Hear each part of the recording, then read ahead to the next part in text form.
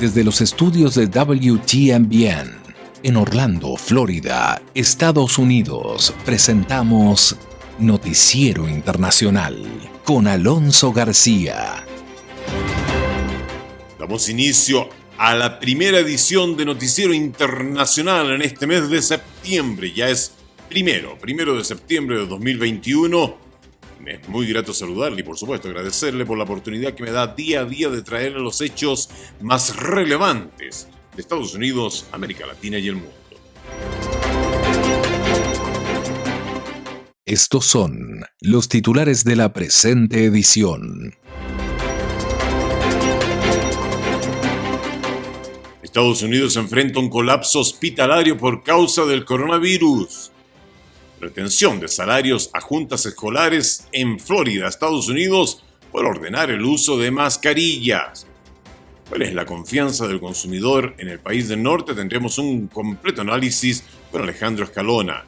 Y en Conversando, el doctor Gilberto López nos habla de cómo se promueve la vacunación entre los hispanos. Entre tanto, la Iglesia Católica Venezolana rechaza las acciones de funcionarios del Estado que obstaculizan la entrega de ayuda humanitaria en Venezuela. Además, la Iglesia Católica de Nicaragua extrema medidas ante el rebrote del COVID-19 y el gobierno ataca a diplomáticos que advierten sobre la gravedad de la pandemia en el país. En Guatemala surgen reacciones de condena tras el enfrentamiento de fuerzas de seguridad mexicanas contra caravana de migrantes. Variante Delta de COVID es más peligrosa que otras, señala el gobernador del estado de Michoacán en México. Y el presidente Joe Biden va a recibir hoy miércoles a su colega de Ucrania en una esperada visita. Mientras que el secretario de Estado de Estados Unidos aseguró que la misión para sacar a los norteamericanos que quedaron en Afganistán no ha concluido. Tenemos también un resumen de lo que es la guerra más larga en la que participó Estados Unidos y que se inició como respuesta de los ataques del 11 de septiembre y cómo han celebrado los talibanes luego de que Estados Unidos abandonara Afganistán.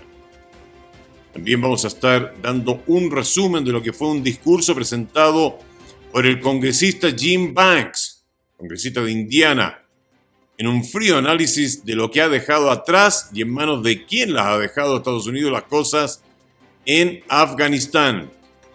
Y mucho ojo con esto, denuncia la celebración de audiencias secretas contra opositores en Nicaragua. Todos estos temas los estaremos tratando acá en los siguientes minutos en Noticiero Internacional. Estamos presentando Noticiero Internacional. Un recorrido por los hechos que son noticia en Estados Unidos, América Latina y el mundo, con la conducción de Alonso García.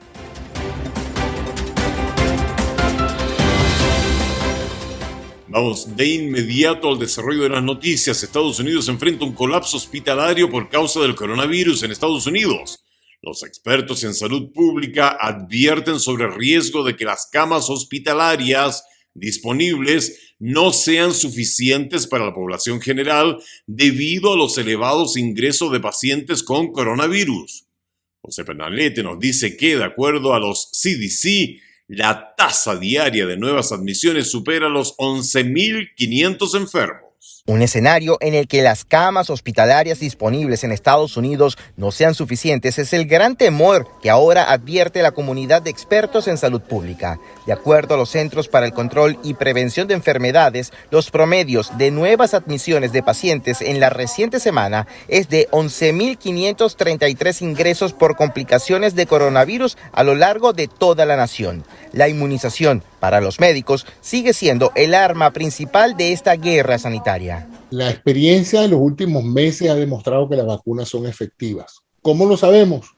Porque el número de personas que llega a los hospitales o que se muere de COVID es mínimo en las personas vacunadas y es mayoritariamente actualmente en las personas no vacunadas. De acuerdo al médico experto en bioingeniería José Antonio Cisneros, la elevada transmisibilidad de la variante Delta del coronavirus es también causa de peso en los elevados niveles de hospitalizaciones y nuevas infecciones. El promedio de fallecimientos en todo el país a diario es superior a los 1.200 decesos y el registro de casos positivos es superior a 156.000 cada 24 horas. En la medida en que esta variante Delta ha entrado, se ha infectado mucha gente y en la medida en que para muchos empleos, para viajar y para entrar a ciertos ambientes, tú necesitas tener un PCR negativo, o sea, un test de COVID negativo, mucha gente ha tenido que ir a hacerse el test para cumplir con esa obligación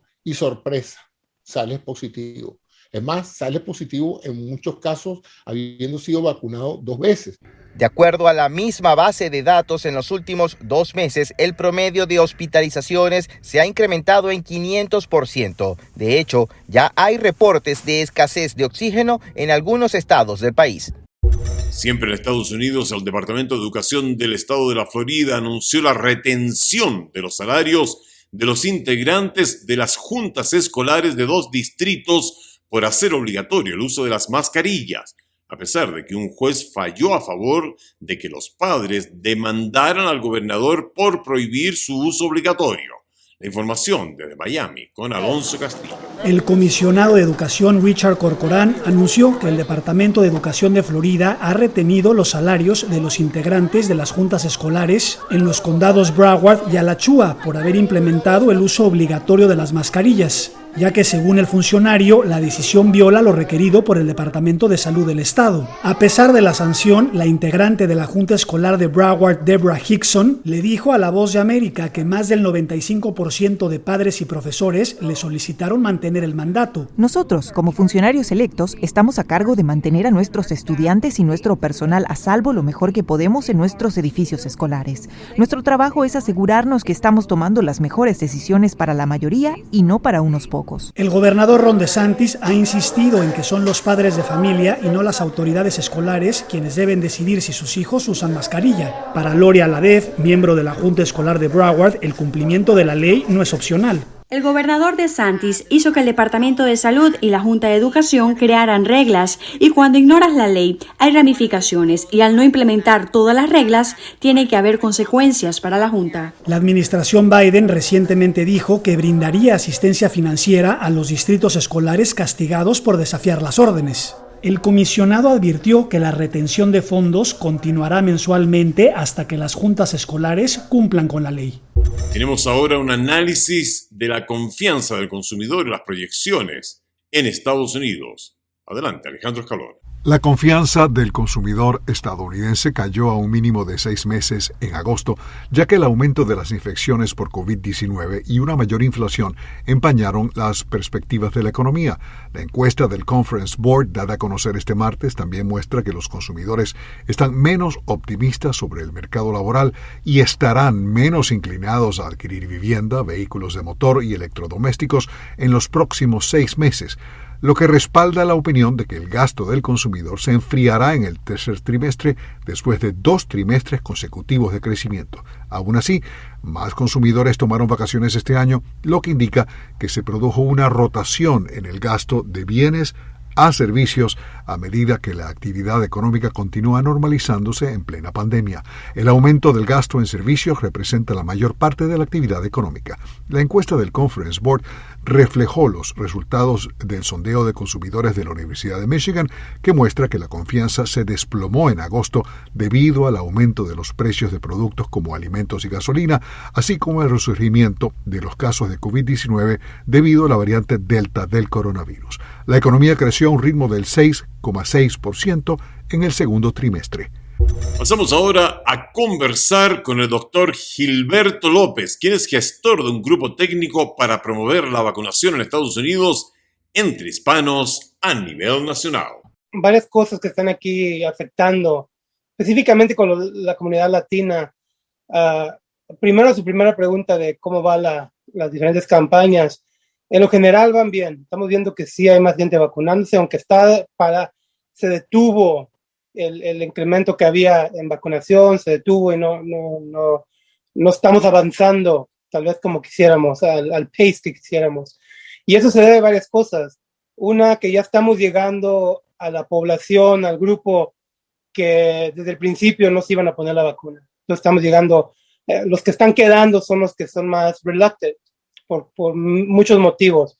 Entonces estas campañas han sido efectivas. Estamos viendo la campaña de nosotros, hemos llegado casi a 2 millones de personas en los últimos meses y estamos viendo que sí, la gente está poniendo atención. El único problema es que muchos de estos mensajes están llegando por medios y a comunidades que ya están propensas a ponerse la vacuna o que están indecisas, tal vez sí, tal vez no. Entonces, estamos llegando donde esa gente ya está escuchándonos. Tenemos que llegar a esas poblaciones a las que no creen o no se van a poner la vacuna por X motivo. A esas comunidades no hemos hecho un buen rol en llegar a ellos, ¿no? Y es lo que estamos haciendo nosotros. Y nosotros en nuestra campaña lo estamos haciendo estamos usando el arte. Entonces estamos colaborando con Lalo Alcaraz, que es un cartoonist aquí en el área de California, y vamos a hacer unas animaciones que son un poquito más, ¿cómo diré?, fuera de lo normal, tal vez más para adultos, con un poquito más de comedia, un poquito dark humor, como le dicen, tal vez, para llegar a esas poblaciones que en general no estamos llegando. Entonces eso es lo que está pasando con las campañas. Otra cosa que yo he visto, que por ejemplo, si va a cualquiera de esas farmacias corporate pharmacies que hay que están dando la vacuna, es difícil saber si tienen vacuna, si no tienen vacuna, a qué horas ponen la vacuna, se necesita cita, no se necesita cita, y eso se me hace increíble, que corporaciones que saben cómo llegar a la comunidad latina, son expertos en hacer marketing a la comunidad latina, ¿por qué no están haciendo un mejor papel en hacer marketing para esta vacuna? Entonces también no está llegando la información de dónde, cómo, cuándo y ponerme la vacuna. Entonces esos son varios factores que estamos viendo nosotros. Doctor López, ¿cuán grave es la situación a nivel nacional con el número de contagios de COVID que se están registrando en los últimos días? ¿Y qué señales de alerta nos está dando todo esto? Sí, no, es muy grave, específicamente en nuestra comunidad latina, que tenemos un índice más alto de trabajar en trabajos que nos ponen a grande riesgo. Por ejemplo, la cocina, los hoteles, casi todo, la agricultura, todos esos trabajos donde la gente no tiene forma de social distancing, no tiene muchas veces protecciones si se llegan a enfermar. Entonces estamos viendo que con este Delta variant, que es más, se transmite más rápido y tal vez sea más fuerte que la previa, va a llegar a estas comunidades primero. Es igual como pasó la primera vez. Específicamente en los lugares, en los condados o en los estados donde la política está preveniendo que ciertas organizaciones o empresas requieran máscaras o requieran vacuna. Vamos a ver que en esas comunidades, en esos estados, el índice está subiendo más de lo normal y va a afectar, igual como la primera vez, va a afectar proporcionadamente a las comunidades de color, a la comunidad latina. Vamos ahora a América del Sur. La Iglesia Católica Venezolana rechaza las acciones de funcionarios de Estado que obstaculizan la entrega de ayuda humanitaria. Desde Caracas informa Carolina Alcalde. La Conferencia Episcopal Venezolana denunció oficialmente a través de un comunicado divulgado el lunes que autoridades civiles y funcionarios de la Guardia Nacional Bolivariana impidieron el acceso de gran parte de la ayuda humanitaria enviada desde distintos puntos de Venezuela a poblaciones que resultaron afectadas por las lluvias registradas en el estado Mérida, a unos 800 kilómetros al suroeste de Caracas. En el texto, los representantes de la Iglesia Católica Venezolana cuestionaron que los funcionarios hayan manifestado una actitud de displicencia y ofensa hacia miembros de la Iglesia y voluntarios de Cáritas, y además exhortaron a las autoridades nacionales y militares a dar prioridad al tránsito de carga de insumos y cambiar su actitud de forma que los envíos de ayuda lleguen pronto a su destino. El fin de semana, el obispo auxiliar de Mérida, Luis Enrique Rojas, increpó a funcionarios del Estado que trataron de impedir el paso de los donativos hacia las poblaciones afectadas y los acusó de pretender quitar la ayuda a la gente y maltratar al pueblo. Con funcionarios que se presentan de esta manera para amedrentar a la gente, no para colaborar, sino para entorpecer el trabajo que venimos haciendo. Esto es muestra de lo que venimos denunciando desde el viernes, que han atacado fuertemente a la gente. En tanto, el gobierno del presidente Nicolás Maduro anunció que las autoridades mantienen activo el despliegue de un plan estratégico de emergencia ante calamidades y catástrofes naturales en todo el país, y además llaman a los ciudadanos que habitan zonas de alto riesgo a tomar las previsiones necesarias. Desde la semana pasada, las intensas precipitaciones han causado inundaciones y deslizamientos de tierra que dejaron 20 muertos y miles de personas damnificadas. Pasamos a Centroamérica. La Iglesia Católica de Nicaragua extrema medidas ante el rebrote del COVID-19, mientras el gobierno ataca a los diplomáticos que advierten sobre la gravedad de la pandemia. Desde Managua informa Daliana Ocaña. La Iglesia Católica de Nicaragua suspendió las procesiones en el país y las misas presenciales en algunas zonas del interior ante un rebrote de casos del COVID-19 que, según las autoridades religiosas, ha cobrado la vida de 14 sacerdotes, 4 de ellos en las últimas 3 semanas, mientras el máximo líder de la Iglesia en el país, el cardenal Leopoldo José Brenes, también confirmó que fue contagiado. Sin embargo, el gobierno de Nicaragua ha pasado por encima de las recomendaciones de la Iglesia y ha promovido actividades multitudinarias de carácter religioso, pese a los llamados de la jerarquía católica, y Monseñor Carlos Avilés dijo a La Voz de América que el Estado busca desautorizar a la Iglesia. Y a veces hay otros intereses económicos, incluso religiosos, de querer desprestigiar a la Iglesia, de querer quitarle a la Iglesia autoridad frente a la gente. Eso dependerá de las personas. En tanto, la vicepresidenta y primera dama Rosario Murillo respondió molesta a las advertencias realizadas por la Embajada de los Estados Unidos en el país, que resaltó los llamados de protección realizados por medios independientes respecto a la saturación de los hospitales. Han usado la pandemia para aterrorizar y han usado la pandemia para vanagloriarse aquellos que siempre pueden. ¿Por qué? ¿Y qué ha hecho el primer mundo? El Ministerio de Salud no ha confirmado el deceso de los religiosos y desde hace varios meses solamente reporta un fallecido por semana en el país. Sin embargo, el más reciente boletín sanitario registró más de 430 nuevos contagios, una de las cifras oficiales más altas de este año. Pasamos a Guatemala. Surgen reacciones de condena tras el enfrentamiento de fuerzas de seguridad mexicanas contra una caravana de migrantes que transitaba por ese país.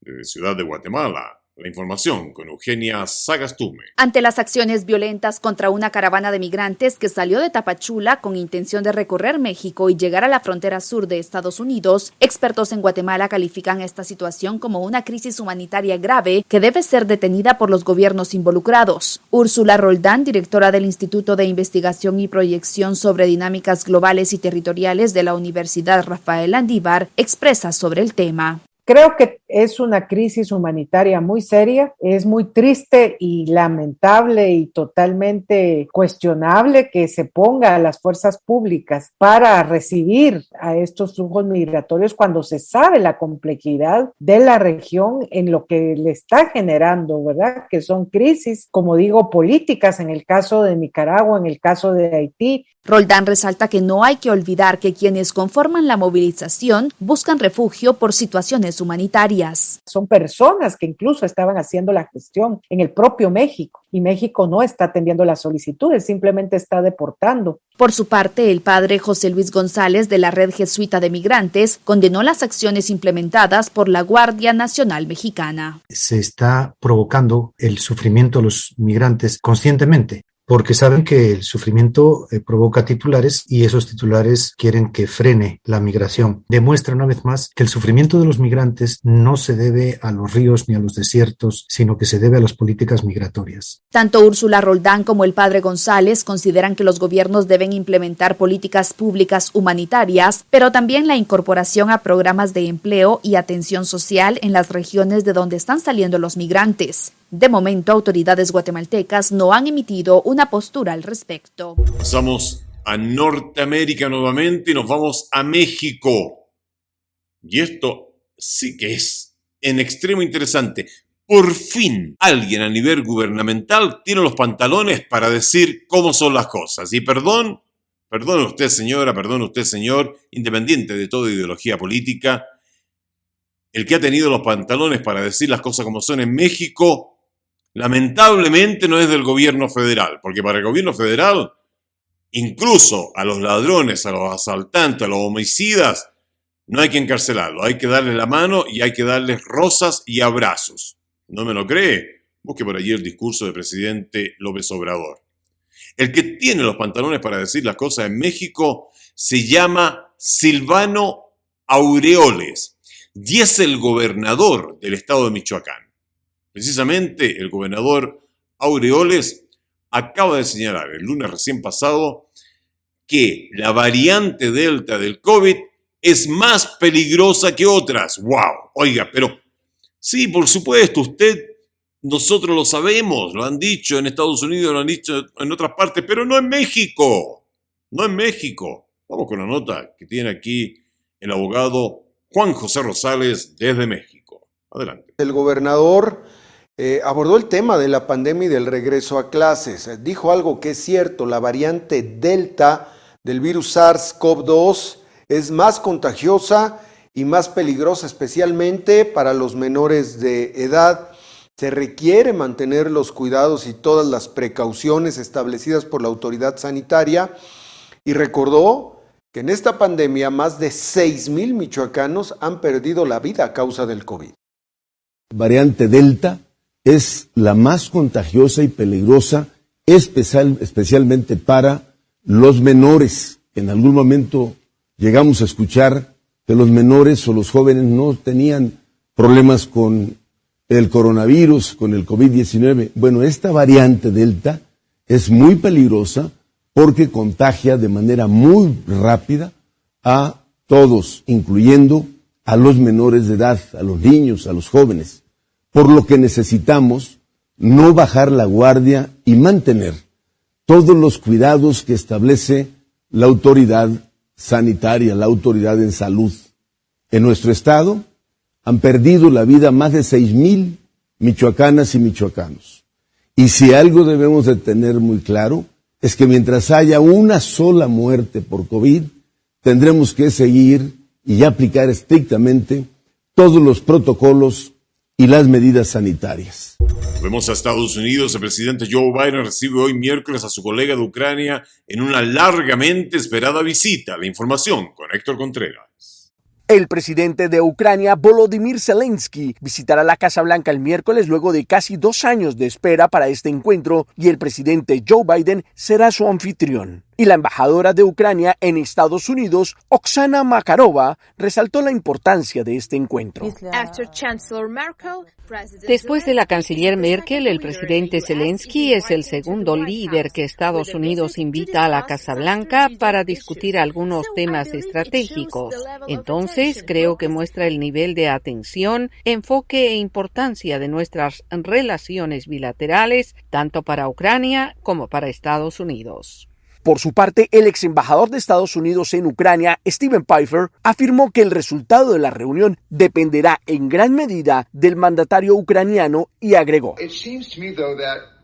Me parece, sin embargo, que parte de la capacidad de hacer de esta una reunión exitosa dependerá de lo que pida el presidente Zelensky. Él debería moderar algunas de sus solicitudes, porque si pide demasiado podría decepcionarse. No querrás hacer la pregunta a menos que estés seguro de que la respuesta será sí. Entre los temas en la agenda está la inclusión de Ucrania en la Organización del Tratado del Atlántico Norte, la OTAN, y la oposición de este país a la construcción del gasoducto Nord Stream 2, que comunicaría a Rusia con Europa. Y justamente sobre estos temas, el ex embajador de Estados Unidos en Ucrania, John Herbst, analizó: no debería esperar ningún compromiso de Estados Unidos con respecto a Ucrania y la OTAN. Tampoco debería esperar ningún cambio en la posición de Biden en Nord Stream 2, dijo. Otro tema importante que podría surgir en esta reunión es el de la cooperación en materia de seguridad, ya que la Casa Blanca ha tomado la decisión de apoyar el suministro de ayuda militar adicional a Ucrania en caso de una posible escalada del conflicto por parte de Rusia, algo que podría ocurrir en septiembre durante los ejercicios militares de Occidente que se llevarán a cabo en territorio de Rusia y Bielorrusia.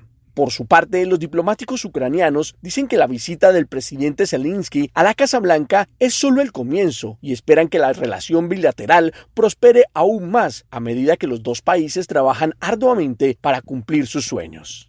El secretario de Estado de Estados Unidos aseguró que la misión para sacar a los estadounidenses que quedaron en Afganistán no ha concluido. Nos informa Yaconda Tapia desde Washington, D.C. Estados Unidos espera que los talibanes cumplan con sus compromisos ahora que las tropas estadounidenses se han retirado de Afganistán, pero cualquier legitimidad o apoyo tendrá que ganarse, advirtió el secretario estadounidense de Estado Antony Blinken horas después de la salida de los últimos efectivos militares desde Afganistán, y al mismo tiempo hizo este anuncio. Ha comenzado un nuevo capítulo del compromiso de Estados Unidos con Afganistán. Es uno en el que lideraremos con nuestra diplomacia. La misión militar ha terminado. Ha comenzado una nueva misión diplomática. A tiempo de informar que el gobierno de Estados Unidos suspendió toda presencia diplomática en Afganistán y trasladó sus operaciones a Qatar, Blinken dijo que Estados Unidos mantiene el compromiso con los compatriotas que quieran salir de Afganistán. Creemos que todavía hay una pequeña cantidad de estadounidenses, algo menos de 200, y probablemente cerca de 100 que permanecen en Afganistán y quieren irse. Estamos tratando de determinar exactamente cuántos y estamos revisando manifiestos y llamando y enviando mensajes de texto a través de nuestras listas y muchos más detalles para compartir lo antes posible. Advirtió, sin embargo, que el bienestar de los estadounidenses en el extranjero sigue siendo la misión más vital y duradera del Departamento de Estado, y añadió, si un estadounidense en Afganistán nos dice que quiere quedarse, pero tal vez en una semana, un mes o un año se acercan y dicen he cambiado mi posición, los ayudaremos a irse. Blinken también se refirió a los afganos a los que ayudaron a salir de Afganistán y advirtió que también ellos son una prioridad. Hemos trabajado intensamente para evacuar y reubicar a los afganos que trabajaron junto a nosotros y que ahora enfrentan un serio riesgo de represalias. Hemos sacado muchos, pero todavía quedan muchos. Seguiremos trabajando para ayudarlos. Nuestro compromiso con ellos no tiene fecha límite. El secretario de Estado de Estados Unidos aseguró que exigirán a los talibanes que cumplan su promesa de permitir a la gente que actúe libremente y recordó que dijeron estar comprometidos a permitir que cualquier persona que tenga los documentos adecuados salga del país de manera segura y ordenada. Lo dijeron en privado y en público muchas veces, enfatizó el funcionario estadounidense. Y dentro del contexto de Afganistán, ¿escuchó usted lo que declaró el congresista republicano Jim Banks, congresista por Indiana? Jim Banks, de hecho, sirvió en Afganistán desde el año 2014 y año 2015, hasta el año 2015. ¿Escuchó usted las declaraciones de él? Bueno, acá se las voy a repetir, para que también midamos lo que es la salida, la forma como ha salido Estados Unidos de Afganistán. Lo dijo el congresista Jim Banks. El talibán hoy, ha tenido acceso a más de 85.000 millones de dólares americanos en equipamiento militar. Sí, 85.000 millones de dólares en equipamiento militar han quedado en manos del talibán. ¿Qué incluye esto? Para que usted tenga una idea. Incluye 75.000 vehículos, más de 200 aviones y helicópteros, más de 600.000 armas pequeñas y ligeras. Fíjese usted que ahora el talibán tiene más Black Hawks, helicópteros Black Hawks, tiene más helicópteros Black Hawks que el 85% de los países del mundo. Merry Christmas, Talibán.